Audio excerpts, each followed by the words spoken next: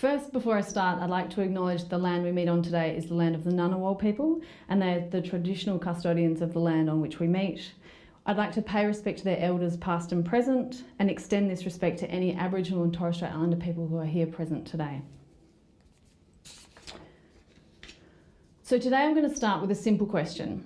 If we truly want to reduce crime, how do we persuade people to shift away from the tough on crime mentality? We know what works in reducing recidivism. It's diversion, it's early intervention, it's problem solving in community courts, stronger social welfare policies and justice reinvestment, transitional support and whole of government approaches. It's not tough on crime approaches. Yet tough on crime policies prevail. Academics have made up a term for this in the last 20 years or so. It's penal populism. That is, the pursuit of a set of penal policies to win votes rather than to reduce crime or promote justice. We'll talk more about the language of academics in a moment. But first, let's talk about the fact that research shows that citizens often use misinformation to drive their beliefs about an issue. In this case, that crime is increasing and that tough on crime are the best policies to address that increase. So how do we change the crime conversation? We know it's not enough just to present the facts, especially when people get their news from social media. Just look at these comments taken from the South Australian Commissioner for Victims' Rights Facebook page. Again, the judiciary of the country sinks even deeper into the pit of ambivalence. Well, maybe justice can be done when he gets out. Let him free, then we can beat the shit out of him and hang his body from a light pole and beat him like a piñata. Didn't Mike Rann also claim they'll get tough on crime? Build more jails and use them. It needs to change back to the days when they were held accountable for their actions and the penalty fit the crime. The soft approach hasn't worked and the streets are less safe than ever. Even your home isn't safe anymore, it seems. The law needs to move with the times. None of these statements have any factual basis. The facts are that imprisonment is increasing in Australia, that more than 40% of prisoners have further contact with corrections within 2 years. Tough on crime is not working, and facts don't change minds. So, how do we change the crime conversation? We need more than just the facts, ma'am. I've worked in all these organisations across government, non-government and the university sectors. What I have learned is that although we all work in the same field and we all want a reduction in crime and disorder, we don't always speak the same language. So how do we change the crime conversation? First, we need to be speaking the same language. This was illustrated when I sought some resources regarding research translation. Broadly speaking, research translation aims to use the best evidence to drive effective policies and practices of or funded by government. It does this by taking academic research and making it accessible to practitioners and by ensuring research implications on policy are considered and articulated. So once I had access to full text articles, I did a search on research translation using the terms research translation, crime, research and practice, applied criminology, and evidence-based policy. But I didn't find a lot out there.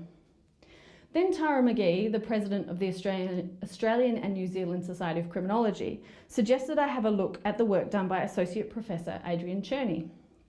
I searched his work and found his research keywords were social science research, knowledge exchange, information acquisition, policy capacity, applied sociology, research utilisation, research impact, interdisciplinary science communication, and the one keyword we had in common, evidence-based policy.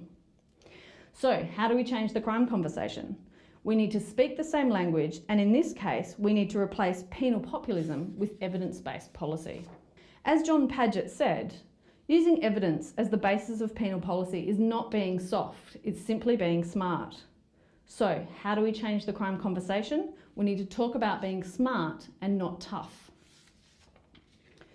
I recently ran a survey, or perhaps a straw poll would be a more accurate representation of exactly what it was. And I asked academics and practitioners about research translation and social media use. 20 people responded to the survey from a range of backgrounds. Half were researchers, some were practitioners, and some had lived experience of the criminal justice system. 19 responded to the question, how can we ensure we have evidence-based public policy? The themes that emerged were, firstly, to fund and do more and better research. The second was to communicate research more effectively. The third was to persuade, influence and fight penal populism. And the fourth was to work collaboratively. Now, I think in the case of tough on crime policy, we don't need to do more research because we know what works, so we can consider that to be sorted. Instead, this presentation will focus on changing the crime conversation through strategies to better communicate research and strategies to more effectively persuade others of the truth. In 2017, I won a YWCA Great Ideas grant with Victoria Lawton to provide linkage and research translation services to criminology researchers, practitioners, media and government to promote evidence-based criminal justice policy and practice.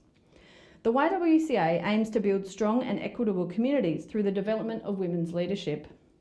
Victoria developed a blog, The Crime Conversation, which focused on upskilling new and emerging criminologists with the tools to more clearly communicate their knowledge. So you can go to her site and get some great tips if you're a student of criminology. Meanwhile, I was interested in how we better advocate for change, persuade others of the truth, and use tools like social media to change the conversation. So you can check out my blog, Crime Muse, for ramblings about those issues. So today, let's explore how to persuade others to support evidence-based policy rather than penal populism. If we go back to the survey results, the very clever respondents highlighted the what, the who, and the how of persuasion. In terms of the what, they said, we need to make sure research informs public debate. Too often policy is dictated by political ideology and populism. I know that sounds cynical, but look at the United States. In terms of the who, the respondents suggested persuading politicians and the public that law and order doesn't work. And in terms of the how, the respondents suggested using methods to make the research resonate through narratives and economic analysis. In other words, we need to change the story and correct the tough on crime myth. So we have the language of evidence-based policy and now we have the facts. What else do we need to persuade others to accept our story? In order to persuade people to shift from a tough on crime mentality to evidence-based policy, we need to start with the facts and then present them in a way that compels people to accept them. To do this, we need to address 3 different types of backfire effects. The familiarity backfire effect. So to debunk a myth, we often think we need to mention it, but unfortunately this makes people more familiar with the myth and more likely to accept it's true by reinforcing it in people's minds. The overkill backfire effect. When we provide too much information and too many arguments against the myth, often people prefer to accept the simple myth than a number of complex corrections trying to debunk that myth. And the third backfire effect, the worldview backfire effect. So sometimes it's not possible to change the minds of everyone. People often selectively hear what actually supports their existing view, even if you never said it. So how do we change the crime conversation? Let's work through strategies to address each of these backfire myths in turn. So in the case of familiarity backfire effects, the goal is to try not to mention the myth at all. And here you can see an image from a Canadian blog, and you can see that's not what's happening here at all. Here they've highlighted the myth. Instead, you need to increase familiarity with your story. So here you can see that crime in Lambeth, an area in London, has fallen, and they've then reinforced that with 3 extra facts to really make their facts stand out. The aim here is to emphasise the message without fighting the myth, and there's no need to then mention anything else. Last year, Professor Rick Sarr, in his opening address to the Australian and New Zealand Society of Criminology Conference, said, "My plea is simply for academics to communicate their relevance clearly and in terms that are easily understood. As Einstein is reported to have said, the definition of genius is taking the complex and making it simple." So the way to fight the overkill backfire effect is to keep it simple, stupid. Keep your content lean and easy to read. Avoid unnecessary complications and unnecessary messages. So here's an example from that same Canadian blog that we referred to that talks about myths around tough on crime. And the easiest way to interpret the information is to accept it on face value. So tough on crime policy is about promoting public safety. Tough on crime policy is about helping victims. Tough on crime policy is good use of taxpayer dollars. Heavy enforcement controls crime rates, and people who break the law deserve long, punitive sentences.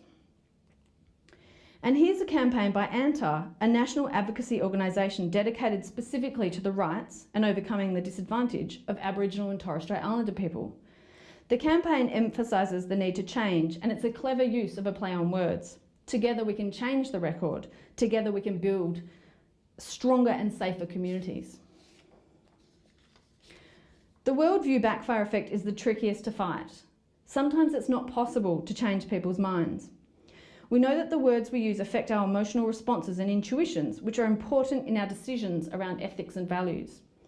Elliot Curry, Professor of Criminology, Law and Society at the University of California, refers to a concept of solidarity. He says it's about breaking down the myth of offenders as the others, about the recognition that you're in the same boat with others around you. Research shows we can build on ideas of benevolence and fairness and people's ideas that they are a good person. So if we go back to Karina as an example, if we revisit her comments on offenders, it seems nothing's going to change her mind. She's saying there, a murderer should not be allowed any privileges, death penalty. But then someone talks about youth training centres as being a home away from home. He says, the youth detention system is a joke. It's a home away from home with their friends. Nothing will change unless these kids are treated with a hell of a lot more harshness. Suddenly, Karina's personal values are challenged. Are you serious? You need to spend time in there and see how home away from home it is. Not every child or teenager is the same. A young teenager my kids went to school with was so scared because he got caught up with a little pot. They scared him so much he hung himself. Don't give me bullshit about home away from home shit. Every case is different. In this case, she has sympathy for young offenders. It might be possible to leverage that for adult offenders, given that young offenders often become adult offenders of tomorrow, and show her that tough on crime policies don't work. Yellow Ribbon, a not-for-profit organisation in Singapore seeking reintegration of offenders, recognises and leverages this. In this ad, they emphasise community, a team, togetherness, and ask people to support second chances for offenders. They shift the story from offenders as the other to a discussion of fairness and human rights. They appeal to human decency. We're all in this together. So it seems to change the conversation, we must emphasise fairness, sameness, and togetherness. So next time you have a conversation with someone who supports tough on crime approaches, instead of fighting their stance head on, take a moment to think about what you really want to say. We can change the crime conversation, by telling people what works, by keeping it simple, and by appealing to their humanity. In the words of the Dalai Lama, criminals, people who commit crimes, usually society rejects these people, but they are also part of our society. Give them some form of punishment and say they were wrong, but show them they are part of society and can change. Show them compassion.